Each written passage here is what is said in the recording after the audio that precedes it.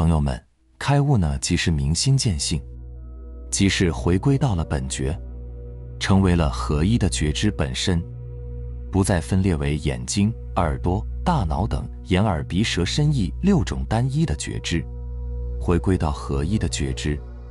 虽然它听起来有点高深莫测，但开悟并不是说我们会变得像影视剧里的世外高人一样神通广大，不食人间烟火。实际上，开悟是指我们的意识状态看待自己和世界的方式发生了本质的变化。这种变化可能是颠覆性的，是十分深刻和积极的。一个人如果开悟了，相比曾经的过去，其他人可能会说感觉完全变了个人。如果非要做个总结，那大概会有这样的具体表现。首先，无条件的快乐，你的快乐不再依靠外境而实现。一个人独处时，也能享受内在恒常的快乐，外在的各种物质、名誉、自我实现的欲望等等，都变得不再重要。你发现了自身更深层次的存在意义，找到了自己的天赋使命，完全知道了自己要过什么样的生活，待人更加简单和包容，看见他人的迷惑和过失会更加包容，为人处事的动机更多时候只是希望他人也能够宁静快乐，精力更加充沛，睡眠质量提高，入睡变得更快。这一点的实现，是因为我们降低了精神能量的内耗，大脑更加安静，不再需要各种事情来填充自己，不再沉迷于感官上的快乐，减少了对外界的精神和情感依赖。你会有自己的方法，让大脑在适当的时候变得安静和惬意，并由此变得不再恐惧，能够解除大脑制造的恐惧感，直觉更加精准，能够洞察到他人的情绪和思想本质，对事物的了解呢也更加直接。当然，实现这些转变的原因与实修呢，有着密不可分的关系。被誉为开悟的楞严认为，开悟回归到本觉妙明是人们本有的状态，而我们之所以会迷惑、会烦恼，是因为我们陷入了眼睛、耳朵、大脑等眼耳鼻舌身意6种单一的识别功能中，把单一识别的现象当成了真实，忘了自己是作为本觉存在。楞严经认为，眼耳鼻舌身意的对外识别攀援之见，就犹如窃贼偷取自己的内在宝藏。这就好像眼睛想看美景，耳朵想听妙音，或是想要清静。特别是大脑，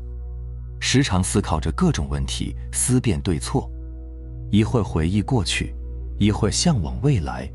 一会儿又喃喃自语，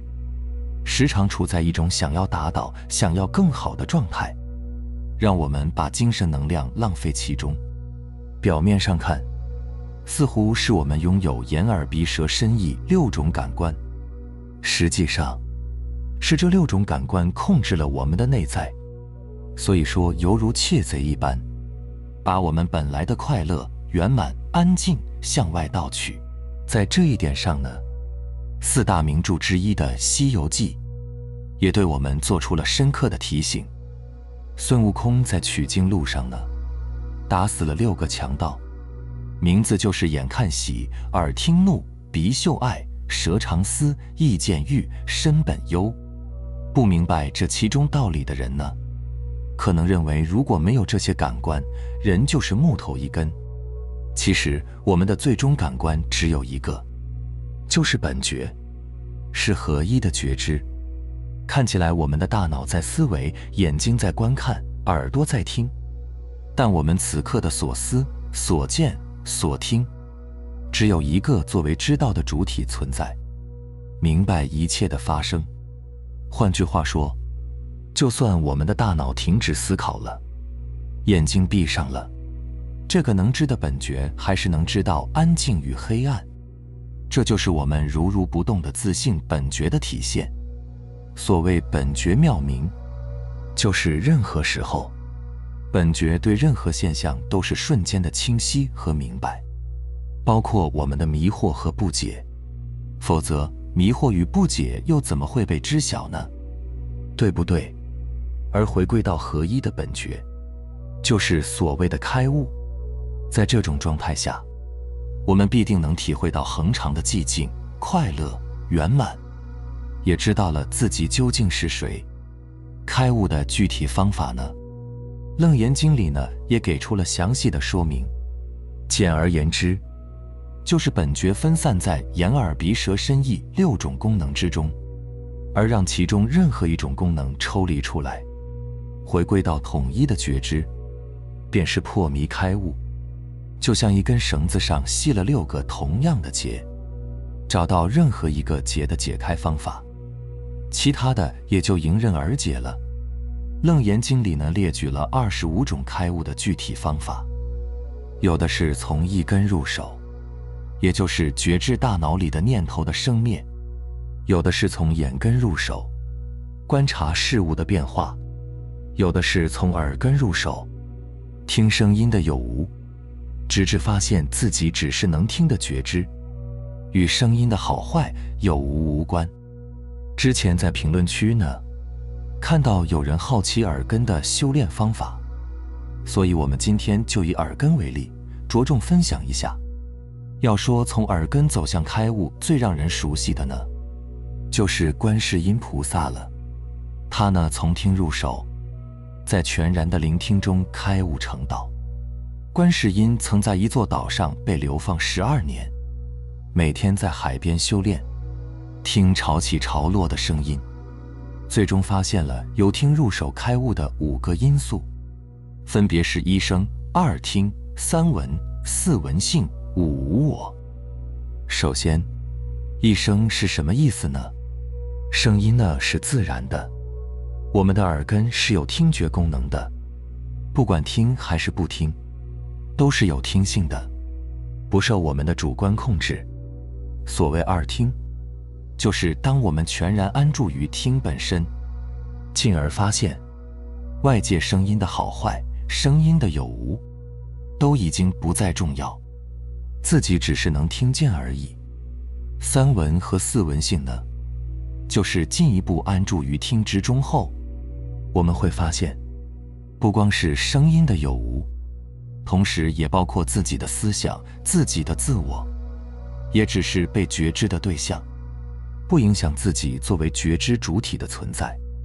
自己只是如不动的觉知而已。所谓的我，也只是一种被觉知的思想观念，并不是连续存在的。最后5无我，在这样的境界中，再进一步，我们发现无我和有我其实都没有区别。当我们连无我也空掉，进而会发现能空与所空也是没有区别的，也就是《心经》里所说的色即是空，空即是色，也即是即空即有，空所空灭。在这种状态下，我们完全进入了无为之中，自然安住于合一的觉知之中，于是便体会到了作为觉知本身的恒常的寂静、圆满、合一。这也即是《心经》中所说的彼岸，远离颠倒梦想，究竟涅槃，到达这最后一种意识存在状态。这是一个不断观空的过程。首先要不受声音的束缚和牵引，就好像我们不在乎别人说了什么，心不再向外驰骋，那么才会发现自己是能听。说到观空，我们首先要明白空这个字的含义。空并非是什么也没有，而是在说12个字：非自然，非因缘，非和合，非不和合。以观世音菩萨观空自己的能听来说，为什么说能听是空？就是因为能听非自然，非因缘，非和合，非不和合。非自然是说耳朵为什么能听？是先有声音还是先有耳朵？如果说先有耳朵，没有声音，那么要耳朵有什么用？如果说先有声音，那么如果没有耳朵去证明，那声音又是什么？所以说，声音与耳朵都不是自然而独立的存在，就像是一体产生的，这就是非自然。非因缘是说，耳朵的能听又有着一定的独立性，就好像无论外界有声还是无声，耳朵的能听是始终稳定的，只是听见了有声和无声而已。非和是说，耳朵的能听不是为了专门听见有声，也不是为了专门听见无声。换句话说，耳听的功能不是和声音结合产生的，也不是和寂静结合产生的。非不和是说，耳朵的能听又超不出有声和无声这两种现象，有听在必然有着声音和无声。结合这4点，观世音菩萨体悟到耳听的功能并非是独立的，也并非不独立，仿佛是和声音一体而生的，又仿佛是和无声一体而生的。简单的说，单独看待声音或者能听，这两种现象都是不真实的，没有专门属于自己的性质，所以说是虚幻的，是本空的。举例来说，就好像真心自信做了一场梦，梦中的人耳朵也能听，但那耳听与声音只是做梦的心产生的幻，究其根本，耳听与声音各自并无实际，这就是本空。然而梦是一场小梦，而我们所生活的现实是一场大梦，从现实大梦中悟得这个真心自信，悟得那个作为本体的存在，也就开悟了。那对于我们这些普通人而言，该怎样做呢？观世音菩萨顾名思义，是通过观而实现的开悟。那么观究竟是什么？我们该用什么观呢？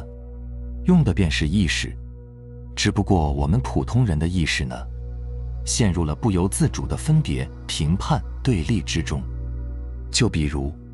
我们听到别人的一句话，意识就会不由自主的惯性衍生出相应的情绪、念头、反应等等。而修行就是修自己做主，让意识不再受惯性反应的束缚，不再条件反射般的分别和评判，那么一切烦恼障碍也就不会惯性的产生。简单的说，就是让意识不再识别分析，只是观察而已。这就好像我们能够观察到自己有念头、有情绪，或是观察到自己没有念头、没有情绪。我们这种能够自知的功能，便是意识不再进行多余的造作，转化成了妙观察智。所谓的无念，首先也是说意识要不分别，然后一切就是看山还是山，看水还是水，也便是佛家的如是观。所谓开悟之后，吃饭就是吃饭，睡觉就是睡觉，也就是这个意思。意识不再进行多余的分析、识别和造作了。吃饭的时候就是吃饭，意识不去攀缘别的。这其中还有一个重要的方法，即是佛陀教给自己儿子的，那就是观呼吸。呼吸是心的成者，所谓心猿意马，《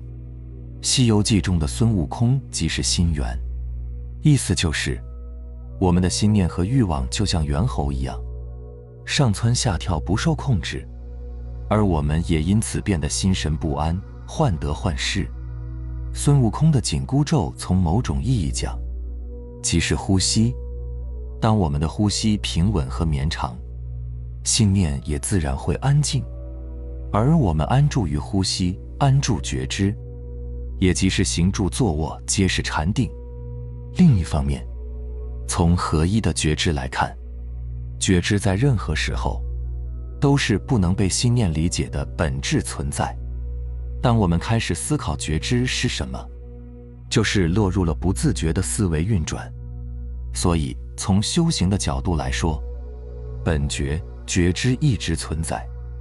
所以我们也不需要说什么我是觉知，我安住于觉知，这只是被觉知的对象，是心念的运作，而不是觉知本身。由此也引发出了《楞严经》的一个非常重要的核心，那就是歇即菩提。实际上，修行是一种休息、歇息。当我们学会了休息，让自己那颗想要成为、想要证明的心安歇下来，让自己想要智慧、想要明白、想要解脱、想要安全感的心停歇下来，那存在的真相呢，也会自然而然地随之浮现。明白了吗？好了，非常感谢你能看到这里，希望能对你有所触动和启发。我们下期再见。